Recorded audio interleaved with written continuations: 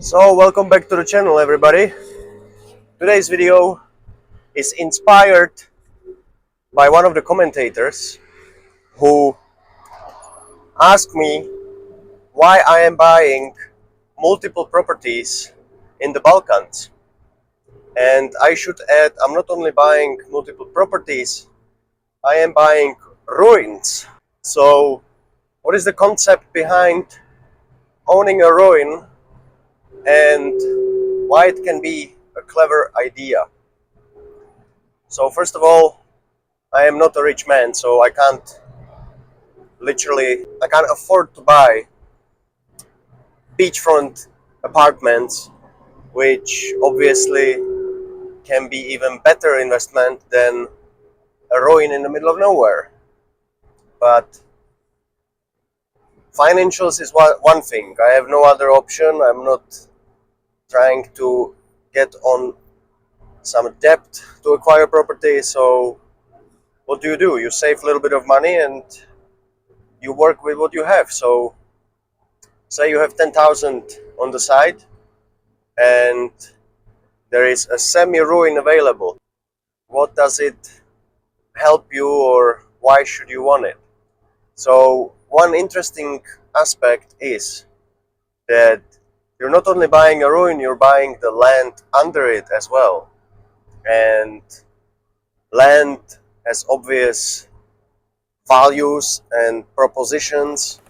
You can grow food, you have your own place that you can maintain and cultivate.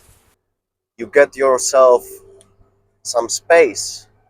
Without land, you have some digital sums like cryptos or whatnot, which is literally useless unless there is a bigger fool theory and they will buy them of you for higher than you bought them. That's literally the only use case that I see in Bitcoin and other digital assets. It can be stocks as well, honestly.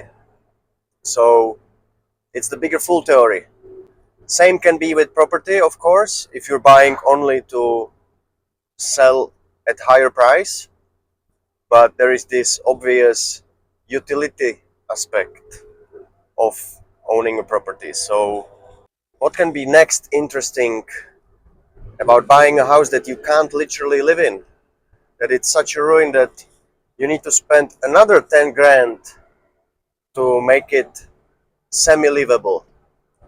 Well, if you're buying a ruin, there is actually a registered house somewhere. So you can start your operations literally overnight. You don't have to wait for some approvals, permissions, and all these nonsense. Like, first of all, it's your land, so you should be able to do whatever you want there, right? Well, in most countries in the world, it is not like that. You're usually just renting the land from the government because we are paying taxes and so on. So, okay, even though it might look like that you're the owner, at the end the government is the owner. But honestly, that's the world we live in.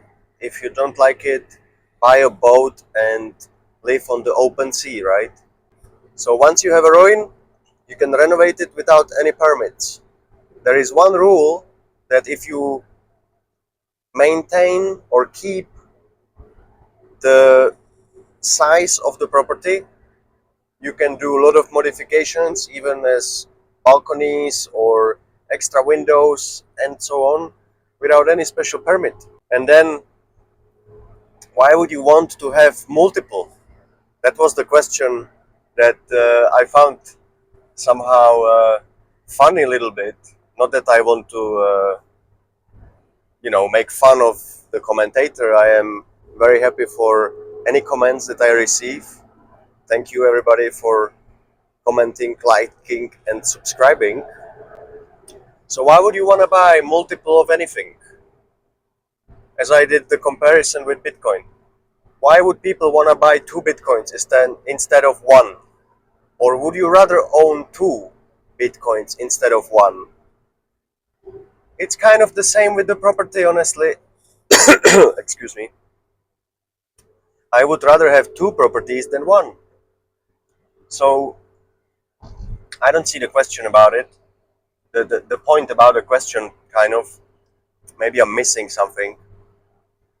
But it is an investment strategy, it is optionality. If you have properties in multiple countries, you have multiple residencies, and should there be another pandemic or something like that, you have places to go.